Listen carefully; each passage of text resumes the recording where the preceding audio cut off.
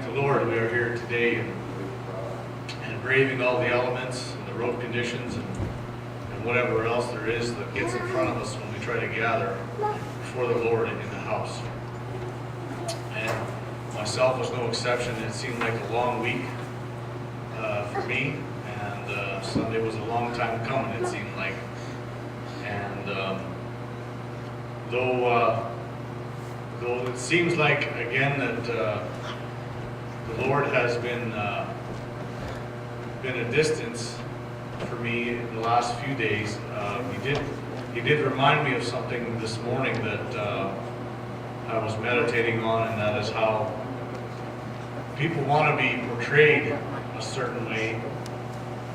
Because I was meditating on and praying for a lot of people this morning, and it came to my mind these words that everybody wants to be portrayed a certain way, but we want to behave this way. And so I was meditating on that, and the Lord said, that includes everybody. And I think He meant me as well. So a new challenge has been brought to me that I need to narrow that gap, that carnal gap that, yes, we want to be portrayed and known as a certain individual, but we want to be behaved in a different way. And so that challenge has been brought to me to narrow that into a unity, where thinking about the word unity, starting with the word una meaning one, not both, not two halves, but one. And so there becomes a point where we get that so close and narrow that we have to choose one or the other. And that's part of our calling in being in the house of the Lord, and being that body, and being that bride of the Lord, where we set aside our behavior, but we want to be what the Lord wants us to be, and those two things become one, become the same. So thank the Lord for that little bit of insight into my walk personally, and felt that I should share that with you. And if anybody else wants to come up here or share your seat, let's just take a minute to do that.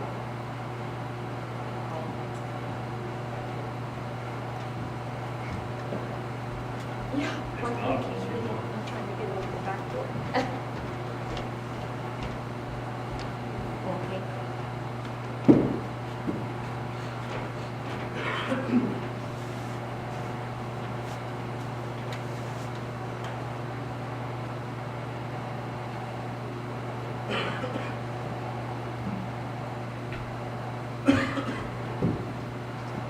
When I woke up this morning, I was thinking about the 23rd Psalm.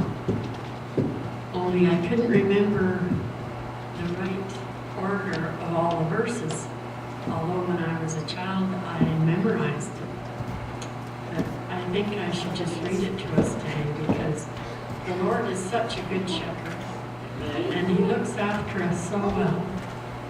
And I was trying to think of a time in my life when I went without a meal, and I couldn't think of one. And when the Lord is our shepherd, He looks after us, and all the meals are taken care of. But when I was a little girl, we were living in the Depression years, and for 3 days all we had was pancakes. But at least we didn't lose a meal. And so I'm just going to read this for you this morning. Psalm 23. The Lord is my shepherd, I shall not want.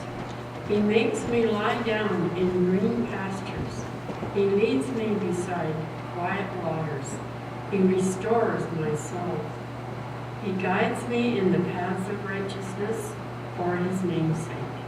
Even though I walk through the valley of the shadow of death, I fear no evil, for Thou art with me. Thy rod and Thy staff, they comfort me.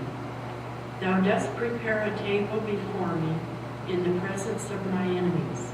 Thou hast anointed my head with oil. My cup overflows. Surely goodness and loving kindness or mercy will follow me all the days of my life, and I will dwell in the house of the Lord forever. I think the shepherd's staff is for the little lambs, when they get down into the briars and they get away from the shepherd, and he has to get that staff, and it's like a crook, and he puts it around their leg and brings them back. And that's what the Lord, the Good Shepherd, does to us when we wander away. He just gently brings us back. And I thank and praise him for what a good friend he is to